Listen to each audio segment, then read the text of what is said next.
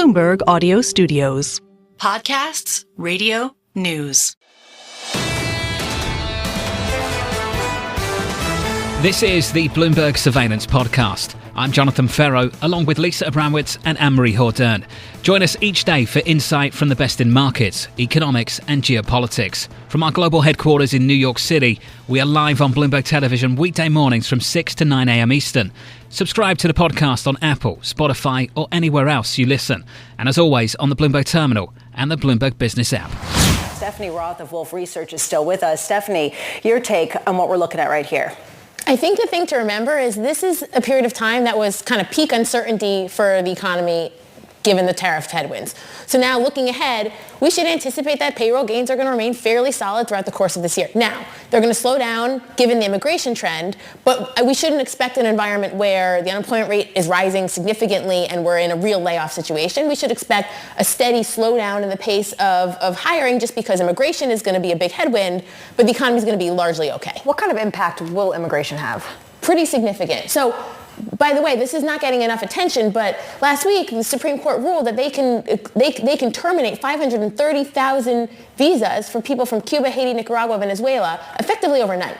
So this is likely going to show up over the next couple of months as companies really realize they have to check visas. But we're going to see a notable headwind, bringing the steady state trend in payrolls growth below 100,000. But what we're learning today is that might be in an underlying economy that's still fine. And what does that do to the unemployment rate? It brings it down by a couple of tenths. So how challenging is that for the Fed to cut? They can. It's going to be a difficult one. If we're in an environment where steady state payrolls growth is running, call it 80,000, and the unemployment rate is steady to lower, and by the way, inflation is running at close to 3%, they can't do anything. They're going to have to just sit and wait it out. And why would they if the economy is just running kind of fine and the inflation is still, risk of certainly running notably above their target? There's a real question about how much the actual employment rate and the payrolls figure is a leading indicator or a lagging indicator.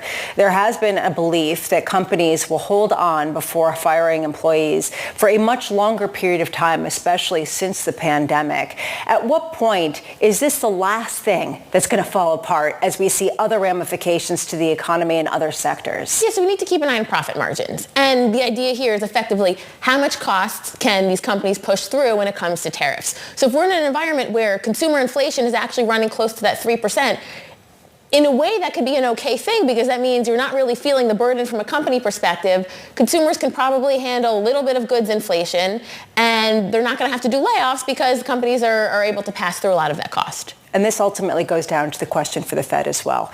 If you do have companies that are absorbing more of it and not passing along the cost as much, it also would be more disinflationary or less inflationary than otherwise, and it would give them the ability to cut rates into what is, by all other measures, a softening market. So at what point is that going to be the base case at a time where you're looking at 2 rate cuts still fully priced into the market by the end of this year? Yeah, I'm surprised that the market is still looking for 2 cuts at this point. It's probably just sort of the average of all outcomes, right? There's still the chance that the economy tips into recession as a result. I would say if you survey a lot of investors, they're expecting, call it 1 to 2 cuts. But I think the direction of travel here will be in an environment where the Fed and the market are going to start to price in 0 cuts for this year. Maybe towards the back half of 2026, they can cut 1 or 2 more times, but we're sort of running out of time here. Why is that, given the fact that the economy clearly is weakening according to a lot of different metrics? Well, it's weakening because we got hit over the head with a tariff headwind and a ton of uncertainty. But now the uncertainty is likely to fade to some extent. Now we understand this whole taco concept, which is silly, but it's true that Trump doesn't seem to want to intentionally tip the economy into recession, so companies can feel better about investing in this environment. They know there's less likely of a chance that the economy actually goes south, in which case, all right, my business is doing okay, now I just have to continue to invest and grow. Our intrepid economics correspondent has been parsing over the data. Stephanie Roth of Wolfe Research sticking with us. Michael McKee, what do you see as you parse through the data? Well, intrepidly looking through the data, we see that basically it's as kind of forecast forecast. Manufacturing jobs were down by 8,000. Primary metals, we checked that out. The steel mills, 1,300 additional jobs. And fabricated metals, same number, so no impact from tariffs there. Construction up by 4. Retail jobs fell off by 6,500. Warehouses and couriers, people were looking at that because of the idea of pulling forward orders, and we do see slight increases in the couriers, 6,500, a drop of 5,100 in warehousing. Government, though, interesting number from the federal government, down 22,000. Of course, we have to double check and make sure that's not the U.S. Postal Service, which it mostly is, but federal government except the Postal Service down 15.8 thousand. So we're starting to see some Doge cuts there. The 3-digit unemployment rates, 4.244. That is up a little bit from 4.187, but not worth even worrying about at this point. The reason it looks like unemployment not changed very much is the number of employed falls by 696,000. The number of unemployed rises by only 71,000, but the labor force falls by 625,000. That may be the story of this report. As immigration gets halted at the border, the labor force, if that continues to shrink, will hold down any changes in the unemployment rate for a while. Yeah, to Stephanie Roth's point, the idea of just generally lower numbers as the immigration trends really shift. Michael McKee, thank you as always. Joining us now is Jeff Rosenberg of BlackRock. Jeff, we take a look at this report. Nothing to see here. Markets are taking it in stride, albeit with a little bit of a lift at the front end of the yield curve. What's your big takeaway as you do see numbers tempering, but not exactly falling off a cliff? Yeah, I think the big takeaway is slowing, but still a strong labor market. And I think that's why you're seeing a little bit of the bond market reaction here, pricing out a bit of that expectations in terms of the Fed, but it's pretty close to expectations, a little bit on the high side. I think the wage number is kind of the most interesting thing. It doesn't seem to be affected by the wage week. So, this is part of the strength coming into it. But I smiled when you asked the question to Stephanie, what is really the forward-looking outlook here for labor markets? There'll come a point where we'll talk about labor markets and this labor market report, and it will be validating a trend that we may be concerned about. And that will be told to us first by what's going on with profit margins.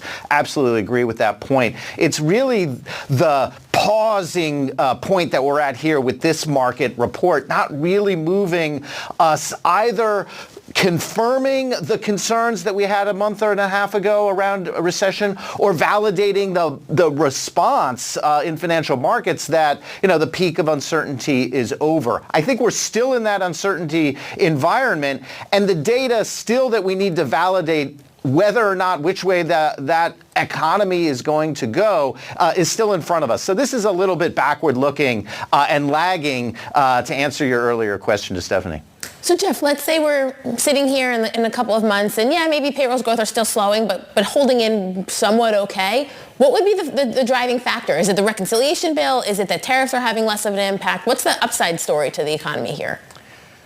Yeah, and I think it's what you were highlighting before about whether or not this is the peak uncertainty is behind us, and its impact on decision making is not as great as we might have feared in the middle of April. And so I think that's really the determination, is what impact does all this uncertainty, which I think we still have. We haven't resolved a lot of that uncertainty. We could debate that point, but really it comes down to not what do we think about the uncertainty, but what do we do about the uncertainty? Do we press ahead and just make decisions, make investments, hiring, as if nothing had happened? Or is there a cooling effect on all of those decisions, whether they're on the business side or on the consumption side? That's what's going to drive that economy. It's going to drive the consumption side in terms of demand, and it's going to drive business confidence in terms of what we see in terms of investment.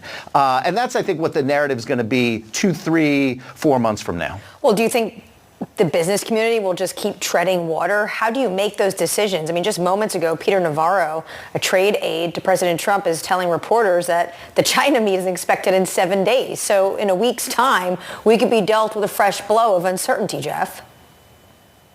Yeah, I think the honest answer is we just don't know, because the new data that's coming out, whether it's the challenges from the legal perspective, whether it's the change in terms of the negotiations, what is actually in those negotiations in terms of how much they relieve the uncertainty, we just don't know. And I think there is a cooling effect in the interim. It doesn't show up because the data is still lagged, so it'll show up in the next couple of months. So I just think we don't quite know on the trade impact. Given the lag, do you think then the Fed is going to be behind the curve? I mean, Elon Musk, an insider who's now on the outs, was saying yesterday that Trump's tariffs will mean a recession in the second half of the year. You know, I think the Fed has been very clear in their communications that the headline is wait and see, and that the economy is in a good enough position where they can adopt that approach. I think if there's one thing to this report today, it kind of validates that approach, right? We're not seeing an aggressive move in terms of the slowdown impact in hiring in the economy. We're not seeing a huge acceleration. I do think there's some strength, some lingering strength there in wages, but not enough to really press on the inflationary concerns.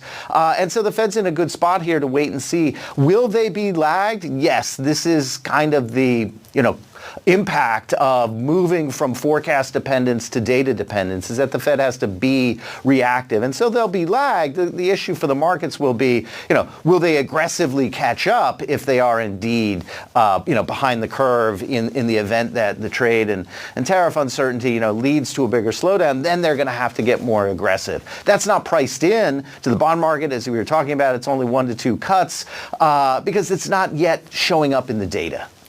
I want to take a step back and talk about what you and Stephanie both brought up, that this labor market information isn't necessarily going to be as tradable as some of the earnings data that we get with respect to profit margins.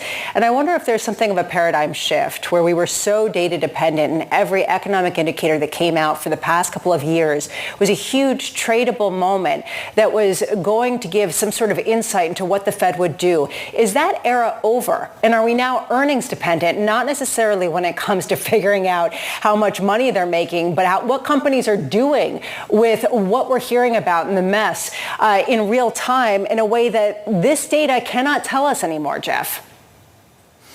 Yeah, there's a long history to the payroll report in terms of moving the bond market. Has it lost some of its efficacy? Certainly, we've come out of this period where inflation has been the bigger driver. Clearly, that has been the story of the last couple of years. And so the payroll report isn't really the kind of preeminent data release on inflation. It has an important component with regards to wages and wage inflation, as I was just highlighting. When you think about kind of the demand side shocks that we typically associate with recessions, the payroll report can be, more confirmative on those trends and solidify the expectations for the Fed. That's where the linkages and the importance to the bond market comes from. But when the issues are more supply side, and we can kind of think of tariffs and the tariff shock as more of a supply side, it has both elements of a supply side and demand side. But when you think about economic shocks driving financial markets that are more from the supply side, yes, the labor markets kind of lose their primacy of being kind of the preeminent data release that we focus on. Jeff Rosenberg of BlackRock, thank you as always for being with us.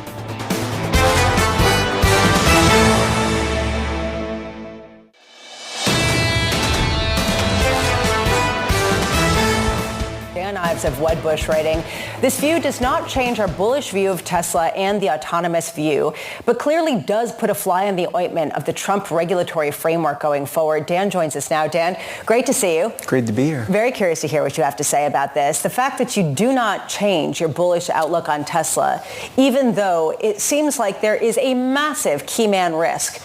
Please explain how you dismiss that. Look, this is it's like a frenemies in junior high school. That's essentially going on between Trump and Musk. Poor billionaires and leaders of massive empires. And look, the reality is that our view is that this is something where the friendship it doesn't end. In other words, I still believe that this will be resolved potentially by the end of the day or by the weekend.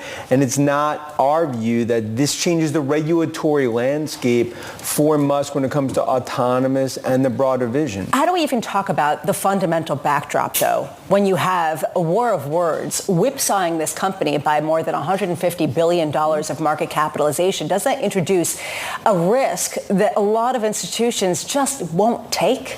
Look, but we always talk, and we've talked about it on the show for decades. It comes down like with Tesla. That's the reality. I mean, you're going to have the volatility. It's part of what we've seen with Musk. But in our view is that you have to sort of see through the noise, understand the autonomous vision. It's our view ultimately Waymo's at the kids' table when it comes to autonomous and the AI future. And look, it's Rod Serling. It's an episode out of the Twilight Zone yesterday. I mean, in my opinion, in all my years covering Tesla, it might win the prize. Top 3, maybe top 1, for one of the strangest days that I've ever seen. So last year, Elon Musk said, take away the subsidies, it'll only help Tesla. Why does he, or based on reporting out of the Speaker Johnson, out of President Trump, why has there been this reversal from him regarding the EV subsidies? He's no longer in the White House. I mean, and you've talked about it. It comes down to he's now trying to distance himself for a few reasons. One, that would hurt Tesla, not as much as the others in terms of the Detroit Big Three.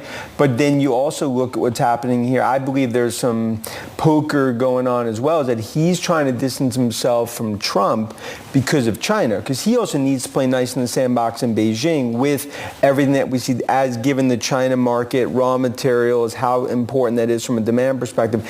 He's trying to be sort of, I think, balances. And for Musk, even though some of it could come out sort of spur of the moment, I do believe potentially there's a longer game here. Is he rebranding for a midterm election where most people think the Republicans are going to get an absolute shellacking?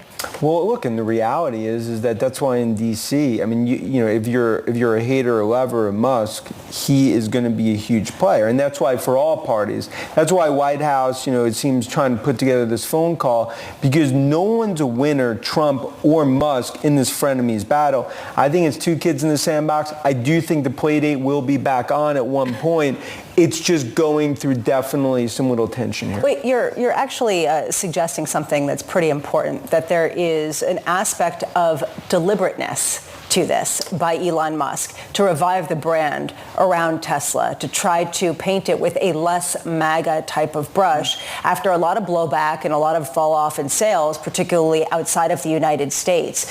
Do you really think that actually this is a vocal way of his distancing himself and that he can get back in good with President Trump, but this is an effort to revive a brand that suffered a black eye just like Elon Musk? Look, I think there's some of that potentially at play, but you don't burn the house down just so you can meet the firefighters. I mean, the point is you need to navigate this situation very carefully. You need Trump as a friend, not a foe. And that's why Tesla down so much, is because of the fear on the regulatory. It's going to be a green light for when it comes to autonomous, and especially Tesla. I view as a huge advantage there. You can say Waymo little as well. You don't need Trump now as an enemy. You need him as a friend. Hopefully by the end of the day, the candlelight dinner's back on.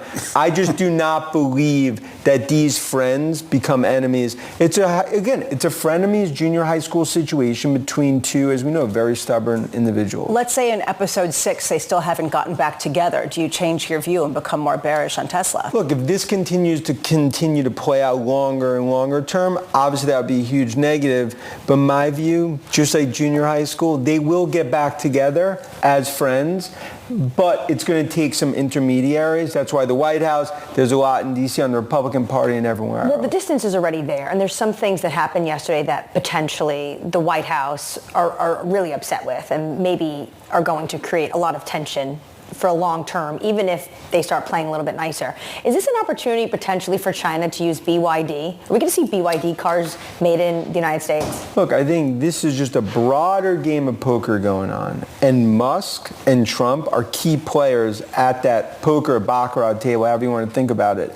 China definitely is watching this carefully, because also remember, Musk is, I'd say along with Cook, know the China market better. They also play nice in Beijing as well. So there is some balance going on here. But look, Musk, we want him to distance himself from Trump, still be a friend. it's been a very strange few weeks, few months, and obviously 24 hours. But I do believe by the end of the day and going into the weekend, I don't expect this to get worse. I do believe this will start to be cooler heads prevail. And that's why Tesla stock will be up there. I think Tesla is way oversold. Like, unless you think draconian, this goes into like a dark period, to me, I think we view this as an opportunity. So, Dan, let's get back to the American consumer for a second. So what I hear you saying is you're assuming that Elon is not going to form a third political party, which I think we can all say we're relieved about. Has what's happened caused a measure of irreversible damage? And if not, how long is it going to take for the American consumer to disentangle him or herself from the politics of all of it? And first, I'm disappointed in you. I thought we were matching today, but I'm not going to hold that. Sartorial splendor, I can't even come close. But it's fine. I'll look past it. Look, I don't view that as, I think it's something, there is brand damage. In other words, there is things that Musk needs to turn around in terms of U.S. We said 5, 7, potentially 10% brand damage. The American consumer, look, I think there's confusion when it comes to Musk, because obviously alienated, many in the Democratic Party. Now you're actually alienating the Republican. So now it's like, if you want to alienate everyone, you've actually done a great job. Okay, so now it's the point like, okay, how do we sort of build this back? Does the board get involved? Because again, it goes back to like the board needs, I think in a situation like this, they do need to play a hand in some way to make sure that this doesn't go off the rails. If it's a junior high school situation, then there needs to be an adult in the room. You need an adult in the room. You need an adult in the room at the prom. Yeah, come on. Get home. It's your curfew. Dan Ives of Wedbush, thank you so much with your sartorial splendor. Julian, I love that phrase.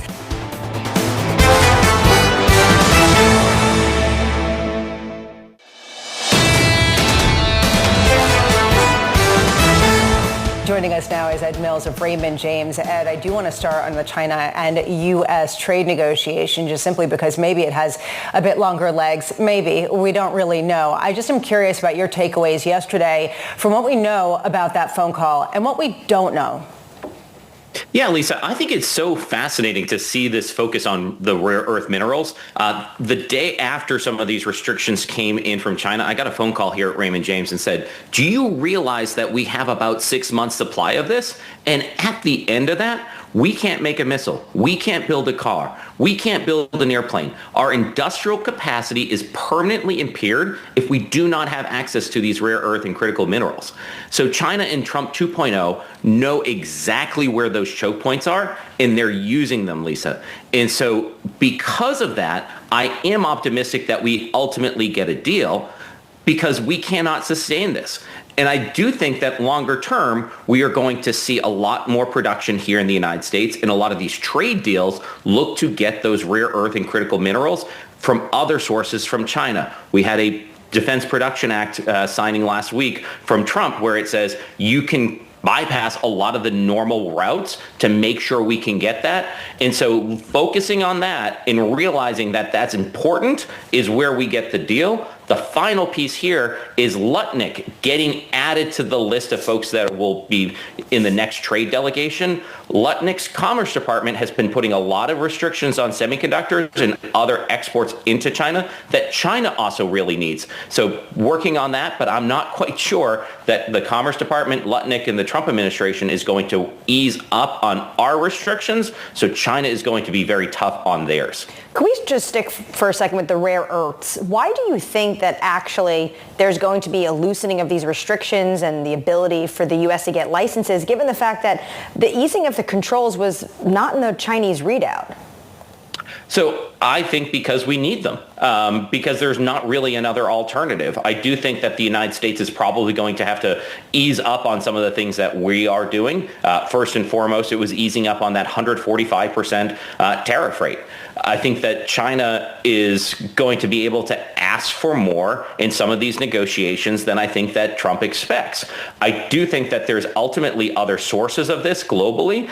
Rare earths are not actually all that rare. What is rare is where we are willing to extract them, where we're willing to refine them. But that is going to take years, Anne-Marie. So I do think that they are willing to provide that as long as the United States is willing to provide other things to China, such as some of the technology that we're restricting. But politically, that's a really tough thing. With Commerce Secretary Howard Lutnick's inclusion now in the trade negotiations, and we're waiting for a time and place, do you think it's going to ease Beijing's ability to get a handle on these semiconductors, or actually potentially make it harder, because he's quite hawkish?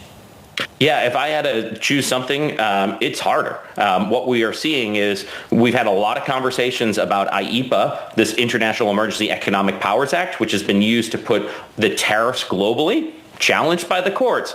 But look for IEEPA to be used next to further restrict a lot of technology that is going into China. Since that meeting in Geneva, there has been a worldwide ban on Huawei Ascend chips from being used from our allies. If they use that, that's a violation of U.S. export controls. We are going to see an uptick in other semi-cap equipment, EDA software, things that are important and critical on making semiconductors in China. All of those things have bipartisan support, and if you look to the Hill, they want the administration to go even further. Geolocation on any chip that goes into China to make sure that chips that shouldn't be going there do not go there, Anne-Marie. Ed Mills of Raymond James, thank you so much for being with us this morning as we try to figure out which story has staying power for the next couple of hours. This is the Bloomberg Surveillance Podcast, bringing you the best in markets, economics and geopolitics. You can watch the show live on Bloomberg TV weekday mornings from 6 a.m. to 9 a.m. Eastern. Subscribe to the podcast on Apple, Spotify or anywhere else you listen. And as always, on the Bloomberg Terminal and the Bloomberg Business app.